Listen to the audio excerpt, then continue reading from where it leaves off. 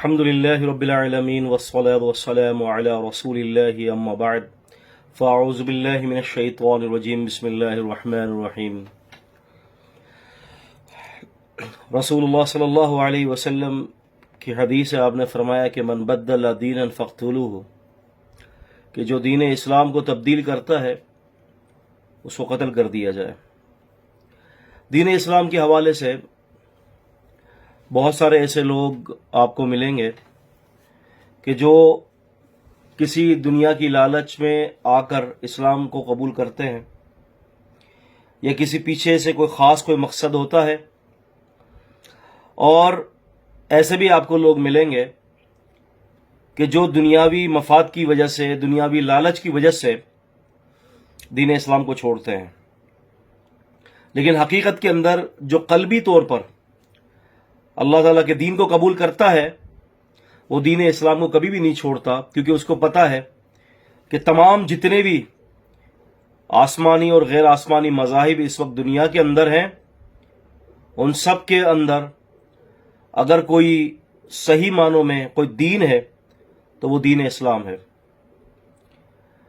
ایک ہندوستان کے اندر ایک صاحب ابھی جو ہے انہوں نے ایکس مسلمان ہیں، وہ سمیر کے نام سے، انہوں نے باقاعدہ ہندوستان کے اندر اپنی ایک، آپ سمجھ لیں کہ ایک ادارہ بھی اسٹیبلش کیا ہے، اور اس کے تحت جو ہے انہوں نے ایک پروگرام نکالا، ایک پروگرام جاری کیا ہے، جس میں انہوں نے یہ کہا کہ اگر مجھے کوئی مسلمان میرے سوالات کے، میرے اعتراضات کے جوابات دے دیتا ہے تو میں دوبارہ مسلمان ہونے کے لیے تیار ہوں۔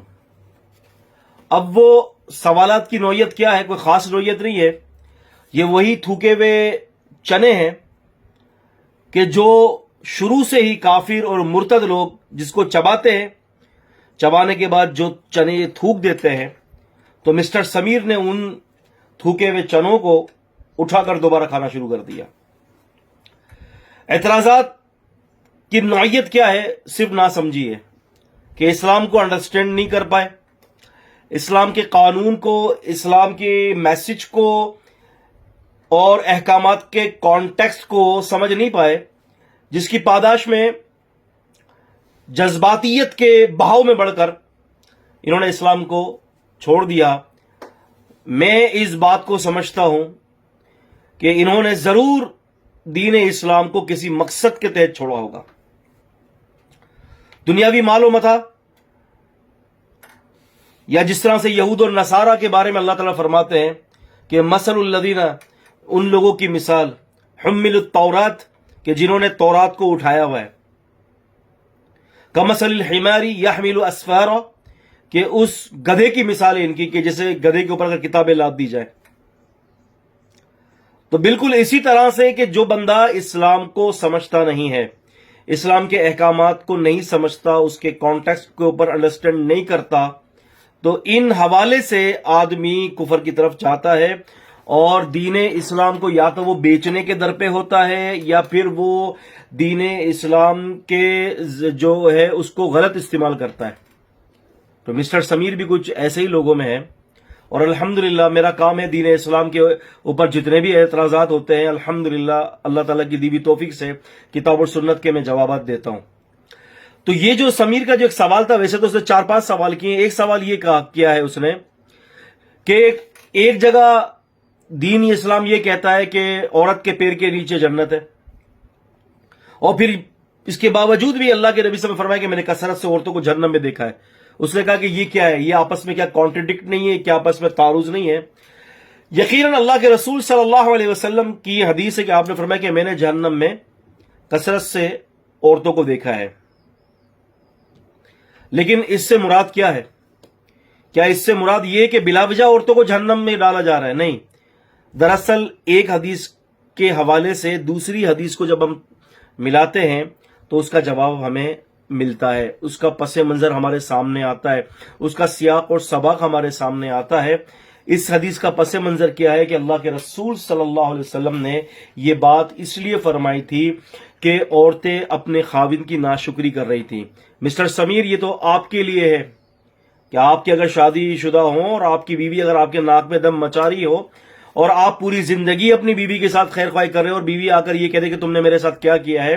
اللہ کے نبی صلی اللہ علیہ وسلم نے عورت کے اس عادت کی وجہ سے یہ فرمایا کہ تم اپنے خاوند کی بہت زیادہ ناشکری ہو.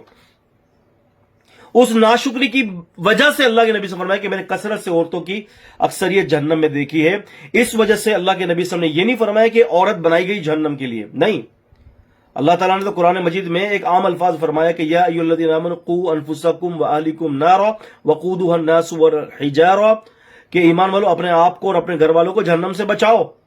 رسول اللہ صلی اللہ علیہ وسلم نے فاطمہ بنت محمد صلی اللہ علیہ وسلم کو بھی فرمایا تھا کہ اپنے آپ کو آگ سے بچا لینا.